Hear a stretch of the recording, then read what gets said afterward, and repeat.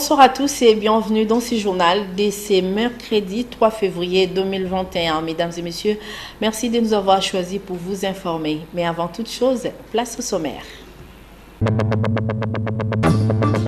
Tête à tête, Félix-Antoine Tshisekedi Tshilombo et Abdel Fattah al-Sisi au Caire, en Égypte. Les deux chefs d'État ont, au cours d'une conférence de presse, réitéré une meilleure collaboration entre les deux pays. Plusieurs questions de développement ont été aussi évoquées.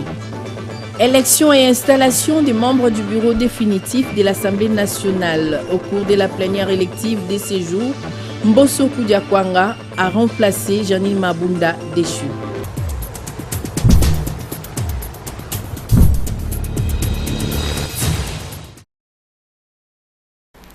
Bonsoir. Le chef de l'État, Félix-Antoine Tshisekedi Tshilombo, a été reçu par son homologue égyptien Mohamed Fattah al-Sisi le mardi 2 février 2021 au Caire. C'est sur le coup de 11 heures que le cortège ayant à son bord le chef de l'État congolais a franchi le portail de merveilleux palace présidentiel du Caire. Les deux chefs d'État ont passé les troupes en revue avant de s'entretenir dans un long tête-à-tête de près d'une heure. Les détails avec nos confrères de la presse présidentielle.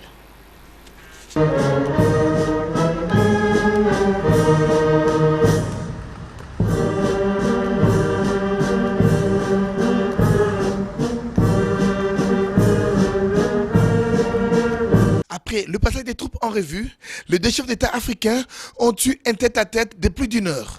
Les relations bilatérales entre Égypte et RDC, les projets d'intérêt commun, les conflits des eaux qui opposent l'Éthiopie au Soudan, ainsi que le partage d'expériences sur la Covid-19 sont là les grands sujets débattus entre les deux hommes d'État. Il faut noter que les deux chefs d'État sont déterminés à fructifier leur collaboration pour pérenniser les bonnes relations qui existent entre Égypte et République démocratique du Congo depuis leur période des indépendances. Après le tête-à-tête, les deux autres autorités se sont livrées à la presse. C'est pour moi et pour ma délégation une grande joie de me retrouver ici et surtout d'être reçu en frère par le président Sisi qui, d'entrée de jeu, a rappelé les excellentes relations qu'il y a entre nos deux pays depuis très longtemps, depuis les années des indépendances en Afrique, et il a insisté sur le fait que nous sommes le prolongement de ces excellentes relations et a promis son implication personnelle pour que mon pays, la République démocratique du Congo, retrouve la stabilité et la paix. Je me réjouis de cela parce que c'est l'une de mes priorités, celle de ramener la paix et la sécurité dans tout le pays et surtout dans les zones actuellement de turbulence à l'est et au nord-est de notre pays. Le président al-Sisi a encouragé les efforts que nous fournissons actuellement au niveau national pour stabiliser le pays politiquement, en plus du côté sécuritaire, et a promis d'être toujours à nos côtés pour nous aider à aller de l'avant. Il croit, et comme moi, que le développement ne peut pas se faire sans la stabilité et sans la lutte contre les antivaleurs telles que la corruption et l'impunité. Après la conférence de deux chefs d'État, congolais et égyptiens, les conseillers de la présidence de la République démocratique du Congo, qui s'est trouvée en Égypte, ont réagi au micro de la presse présidentielle. Financier qui a permis de lever exactement 411 millions de dollars pour pouvoir, je dirais, développer une des zones de territoire national de la République. La République, si je la découpe en 7 zones, 7. Donc la première zone, c'est la zone Grand Kasaï, Et faites les calculs des 411 millions de dollars sur le Grand Kasaï, sur des projets intégrateurs et industrialisants et structurants, ça permettrait la zone Grand Kasaï de se connecter sur toutes les voies de communication, d'avoir de l'eau et de l'énergie pour développer le Grand Kasaï. Nous allons dupliquer le même concept à travers les 6 autres zones de la République. Ainsi, toutes les zones seront interconnectées. C'est le début du commencement, du développement du territoire national. Suivi du sommet qui a eu lieu l'année passée, lors du sommet UK Africa Investment Energy, les deux chefs de l'État, si vous vous souvenez, se sont rencontrés, ils ont parlé de relations bilatérales. Au même moment, il y a un grand travail qui a été fait par le ministère de l'Industrie, le ministère des Télécommunications et surtout l'implication de FPI pour certains projets avec la TDA Bank et Afrexim Bank. Ces projets concernent la route entre les deux Kasaï, Kasaï central et Mbujimaï. Il y a aussi un projet qui va se réaliser au niveau de Chaba avec SNEL et la société El Swedi. Et il y a aussi surtout le projet de navigabilité sur le fleuve Congo. Nous sommes là pour la signature d'un contrat entre la société Benia et la société SCPT, donc qui est notre opérateur public. Et il s'agit de la construction de 16 000 km de backbone qui devrait augmenter la connectivité de la RDC à l'Internet. Nous avons pour le moment à peu près 16 millions d'abonnés. On voudrait en fait que cela passe à près de 70 millions d'abonnés. Je voudrais d'entrée de jeu remercier et féliciter le président de la République, le chef de l'État, son Excellence Félix Antoine Tshisekedi Tshilombo, pour avoir mis en place, n'est-ce pas, un vaste programme soutenu par le FPI, les fonds de promotion de l'industrie. Qu'est-ce qui va se passer après la pétition déposée au bureau du Sénat contre son président Alexis Tambwe Mwamba? Maître Willy Wenga en donne quelques précisions. Il a été joint au téléphone par Sylvie Fortuné Mboula.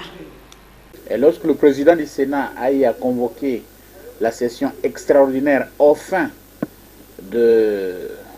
d'examiner la loi de ratification, et le président a présenté l'ordre du jour qui a été voté, et cet ordre du jour a été examiné, c'est-à-dire que la loi a été examinée, et au regard des informations requises au niveau du Sénat, la loi a été rejetée, la ratification a été rejetée, en raison de 42 code 47 ou 47 code 42 je pense, et comme le point inscrit à l'ordre du jour de cette session extraordinaire était épuisé, le président a estimé que plus rien n'était plus à l'ordre du jour de cette session extraordinaire et il l'a clôturé. En clôturant à cette session en un jour, étant entendu que l'ordre du jour était épuisé, il n'y a aucune illégalité là-dedans. Il se pourrait qu'il y ait eu dépôt d'une pétition, mais la session d'hier n'était pas une session d'examen des pétitions. Vous comprenez? Parce que pour examiner la pétition, il faut une autre plénière. Mais cette plénière doit être programmée. Mais malheureusement, il se fait que, avant que cette plénière ne soit programmée, la session extraordinaire a été clôturée. Et comme la session extraordinaire a été clôturée, la plénière pour examiner la pétition ne peut être convoquée que dans une session du Sénat. La plénière ne peut être convoquée que dans une session du Sénat. Et lorsque le Sénat n'est plus en session, la session ordinaire est en vacances, la session extraordinaire est clôturée.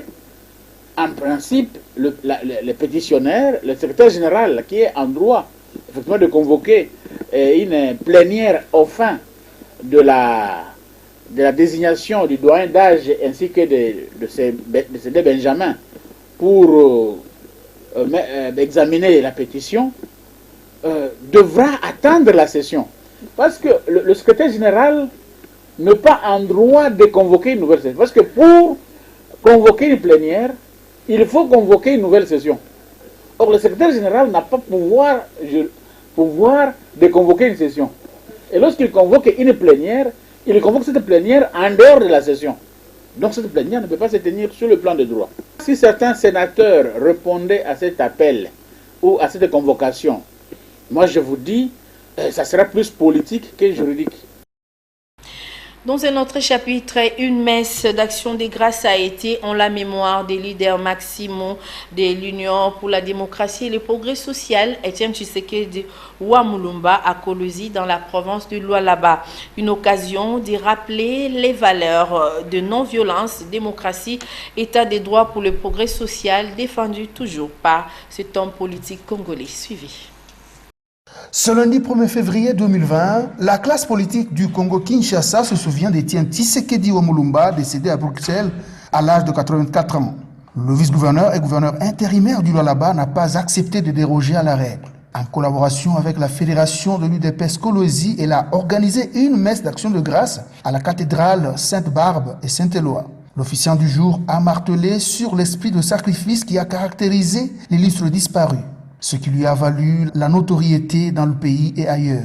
Saïza Neuf, président fédéral de l'UDPS Kolosi, a retracé le parcours politique exceptionnel du feu Etienne Tshisekedi. Amener plus tard certains parlementaires communément appelés les 13 parlementaires, dont Etienne Tshisekedi Ouamulumba, à agir pour rétablir l'ordre démocratique violé, à la faveur de la levée des mesures de relégation des signataires de la lettre de 52 pages, le 4 décembre 1981, permettra la création de l'UDPS le 15 février 1982.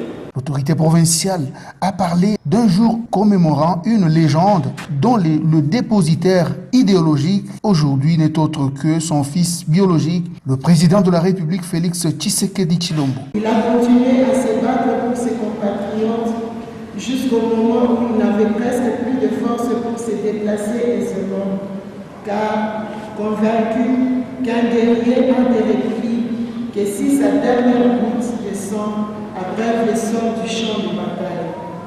Cet homme qui a fait de la constance un mode de vie dans le domaine politique au Congo mérite que nous lui rendons hommage et que nous perpétuons ses idéaux. En économie, elle a beaucoup soutenu le gouvernement congolais pour lutter contre la pandémie du Covid-19. Kibali Godmine maintient la nécessité de rendre compte malgré la pandémie. Son PDG, le docteur Marc Brusto, a animé le mardi 2 février 2021 au Memling Hotel la traditionnelle conférence trimestrielle, conférence de presse mise en veilleuse par le coronavirus. Kibali Godmine ne relâche pas. Elle envisage étendre sa mine davantage en 2021. Eric Izami signe pour vous ces reportages. La pandémie du coronavirus est encore parmi nous.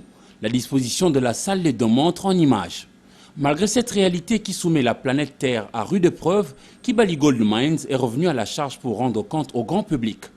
2020 a été difficile côté sanitaire, mais les staffs dirigeants de cette entreprise d'exploitation aurifère, dans son élan de partager sa philosophie de travail, révèlent qu'elle a été également une année des records avec plus de 800 000 onces d'or produits. Une année qui a été bonne, surtout en termes de prévision. Nous sommes allés au-delà de ce que nous avons prévu, et cela vu la manière dont nous travaillons avec notre équipe, autour de laquelle nous avons centralisé donc tous nos efforts, cette équipe avec laquelle nous travaillons pour nous assurer qu'elle a la meilleure technologie possible, elle a la meilleure formation possible. Au chapitre de remboursement de la taxe sur la valeur ajoutée TVA, l'État congolais doit 195 millions de dollars américains à Kibali Gold Mines, qui reste confiant vis-à-vis du gouvernement congolais. Pour résoudre aussi les défis que nous sommes en train de connaître, nous les avons listés. Et vous avez vu la philosophie qui est la nôtre, qui est restée la même. Nous cherchons à travailler ensemble pour trouver des solutions aux problèmes que nous connaissons. Kibali Gold Mines emploie à ce jour 4 743 Congolais, soit 94% de son personnel contre 324 expatriés, équivalent à 6%. Après 12 ans d'implantation en RDC, cette entreprise de classe mondiale a déjà investi 3,4 milliards de dollars américains dans l'économie congolaise sous forme de divers permis, taxes, infrastructures, salaires et paiements de fournisseurs locaux. Oui, l'insécurité à Kananga, chef-lieu du Kasaï central. Dans la nuit du 1er février au mardi 2 février 2021, des hommes armés non autrement identifiés ont encerclé plusieurs quartiers de la ville de Kananga. À leur passage, ils ont pillé et violé 3 filles et tabassé une femme, toutes résidant au quartier Malangi, localité Bianchi, dans la commune de Kananga. Les détails avec notre correspondant sur place, Solène Toumba.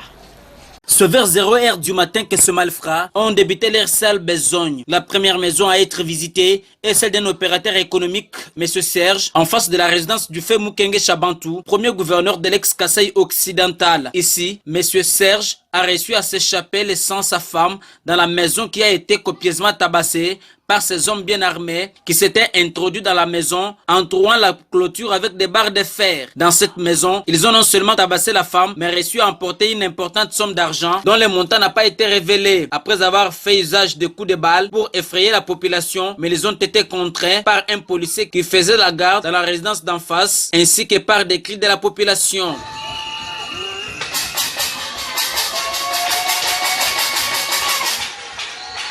En dehors de cette maison, des autres ont été la cible où 3 filles mineures ont été violées et un important lot de biens emportés. Le chef de quartier Malandi que nous avons contacté relate les faits. Boassien Kamanga. Il y a eu cas de cambriolage la nuit, environ 3 cas et 3 maisons qui ont été visitées la nuit d'hier à aujourd'hui. La première maison a été visitée, il y a une somme importante qui a été emportée sans révéler le montant. Et puis de l'autre côté, il y a eu quelques biens de la maison. Et de l'autre côté, la troisième parcelle, où on a même violé les filles de là, environ 3 filles, et les biens emportés aussi. Nous devons simplement inviter notre population à braver la peur pour que tous ces actes cessent. La police nationale congolaise, qui a pourchassé ce bandit toute la nuit sous la conduite de Major John Mbelo, commandant ville adjoint, assure, instruction du commissaire provincial de la police nationale congolaise, renforcer les sous-siat de Bianchi avec un bon nombre de policiers. Il faut noter que le même mouvement a été signalé dans plusieurs coins de la ville de Kananga. À Kinshasa, le premier président de la haute cour militaire, le lieutenant-général Joseph Mutombo Katala Etiende, a présidé le mardi 2 février 2021 la cérémonie d'échange de vœux avec le haut magistrat du siège. Il a invité les uns et les autres à l'assiduité et à la discipline pour la réussite de cette année en cours. C'est un reportage de Sylvain Kapombo Bosengele. En ces débuts de l'année 2021, la tradition a été respectée à la haute cour militaire pour la cérémonie d'échange de vœux. Mardi 2 février, le premier président de cette institution, le lieutenant-général magistrat Joseph Mutombo Katala Etiende, a réuni dans la salle des plénières de la haute cour militaire les magistrats, les auxiliaires et les personnels d'appoint pour ce faire. D'entrée de jeu, le président le plus séant s'est livré à cet exercice en présentant au numéro 1 de la justice militaire, à sa famille et aux personnes qui lui sont chères, les vœux de bonheur, de santé, de longévité et de réussite pour cette année en cours. Les magistrats ont fait savoir à leur chef leur détermination d'apporter la pierre à l'édification d'une armée républicaine et disciplinée en RDC. Pour eux, le premier président de la haute cour militaire est un père, un vrai modèle à suivre. En outre, mot général, en 2020, comme en 2019 et en 2018, vous avez été un chef qui nous a efficacement encadrés. Vous avez toujours été là pour nous soutenir sur tous les plans. Les patrons de la justice militaire RD congolaise, qui les a réciproqués à son tour, ses vœux, a rappelé aux magistrats les serments qu'ils ont prêtés avant d'entrer en fonction. Il a insisté sur les obligations qui s'imposent aux magistrats et aux auxiliaires. On juge le corps de justice militaire par rapport à ceux qui y œuvrent, qui y travaillent. Et lorsque un magistrat où un auxiliaire se comporte mal, cela risque de réagir plutôt sur tout le corps, tous les membres. Et nous ne pouvons pas tolérer cela. Le premier président de la Haute Cour militaire a aussi rappelé aux magistrats leur engagement contenu dans le code d'éthique et déontologie des magistrats. Ces caractéristiques sont l'indépendance, l'impartialité, l'intégrité, l'égalité, la diligence, la compétence professionnelle et les devoirs de réserve. Régionant à présent nos partenaires de la Voix de l'Amérique dans cette condensée.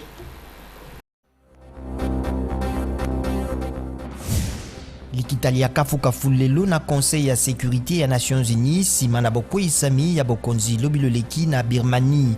Joe Biden na telemeli bokoisami yango pe asengi na basoda baye bazwi bokonzi kozongisa yango na lombango na mbulamatari ya basivili. Mokonzi ya sika ya États-Unis ya kebisi kopesa itumbu. Mabanda mampepo biteyelo pe bisika bia kopesa mangole ma COVID-19 bikangami na nord-est ya États-Unis pona mpela ekasi ya neige ezali kokwea uto mwamposo moleki mbula mpembe mati makasi koleka 40 cm na bisika misusu uto Washington kino Boston pe Pennsylvania kino Maine bavandi bazali na keba. Session ya kafulelo na Sénat pona kotala mabongisami mamobeko ya Bukiliz le kafa zone ya libre échange na Afrika mabongisi mango mandima makimposo moleki na Assemblée nationale. Campagne électorale ya bakandida bandimami na mapona mima bureau définitif ya Assemblée nationale lelo na palais du peuple bayenkombo na bango e bwakisami bazali kozela cour constitutionnelle pe comité interparlementaire ya Genève et pa ewapi bamemaki makambo.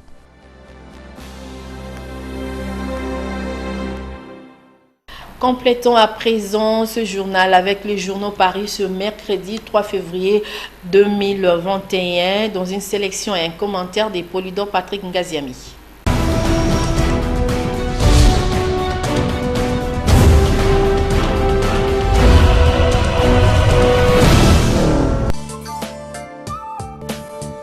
Décidément, l'actualité en République démocratique du Congo a décidé d'élire domicile au Parlement. Plus précisément, au Sénat où se déroule le feuilleton Tambwe Mwamba et à l'Assemblée nationale où s'élisent les membres du bureau définitif ce mercredi 3 février. Parlant de l'élection du bureau définitif de l'Assemblée nationale, la prospérité revient sur le discours-programme du candidat président Christophe Mbosso qui s'est présenté hier comme le candidat au service de tous, le candidat proche de la population, proche des élus, proche des assistants parlementaires et des administratifs, avec comme devise pour son mandat collégialité, proximité et transparence. Africa News de son côté met en évidence les 3 engagements du candidat président du bureau définitif de l'Assemblée nationale repris dans la devise sus-évoquée. En effet, a souligné l'honorable Mbosso dans son discours-programme, la réussite de son mandat sera le fruit d'équipe, ce qui renvoie à la collégialité, de l'écoute des députés et de la population, ce qui renvoie à la proximité, ainsi que de la gestion orthodoxe des fonds de l'Assemblée nationale, ce qui renvoie à la transparence. L'actualité, c'est aussi le feuilleton Alexis Tambwe Mwamba, président du Sénat, accusé, selon le journal, d'avoir détourné 2 millions d'euros et 1 million de dollars américains. Il est dans le collimateur du parquet général près la Cour de cassation qui le suspecte de détournement, écrit-il. Le procureur général Victor Mumba a déjà demandé au sénateur l'autorisation d'instruction. Tambwe Mwamba est en danger, affiche la République qui précise que la pétition visant sa déchéance a été déposée au bureau du Sénat. Et nonobstant le soutien des autres membres du bureau, indique le tabloïd, on peut parier qu'avec le tsunami qui ébranle l'ancienne majorité, le président du Sénat ne saurait se tirer d'affaire pendant bien longtemps. La justice belge serait même en train d'exulter sous cap, attendant la levée d'immunité pour faire ressurgir le dossier du Boeing abattu au-dessus de l'aéroport de Kindu par des rebelles du RCD. C'est une fin tragique qui s'abat sur le président de la Chambre haute du Parlement, se dit Econews. Forum des As, lui, renseigne que le bureau du Sénat a fait bloc et rejeté le réquisitoire signé le 1er février courant par le procureur général près la Cour de cassation, soutenant que les faits présentés ne sont pas constitutifs de l'infraction des détournements des deniers publics. Ce qui a donné du cran à Alexis Tambwe, qui a déclaré qu'il partira si ceux qui lui ont confié le mandat le décident.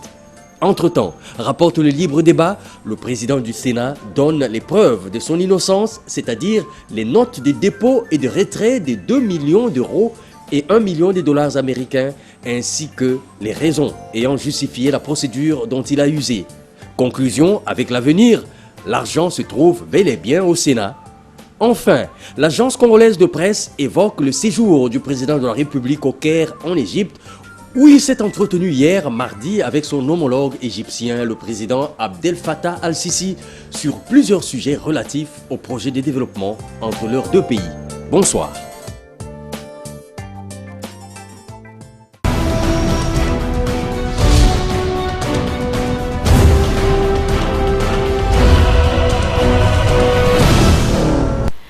Avant de boucler complètement ce journal, nous vous proposons les rappels des titres.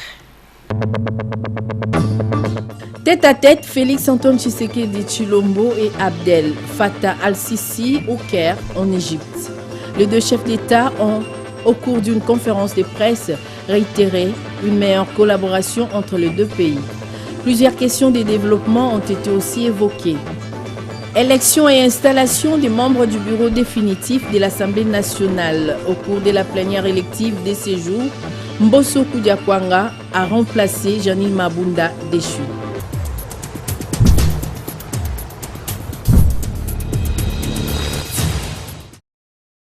Voilà, c'en est fini pour ce soir. Mesdames et messieurs, merci de nous avoir suivis. Le prochain rendez-vous pour les informations, c'est demain, 7, 10, 12 heures. Sylvie Fortuné Mboula sera là pour vous informer. Et à 16 heures, Patricia Molengombo Lekuni sera là. Quant à moi, je vous retrouve prochainement. D'ici là, portez-vous bien et bonne suite de programme sur la chaîne des références Montana. Au revoir.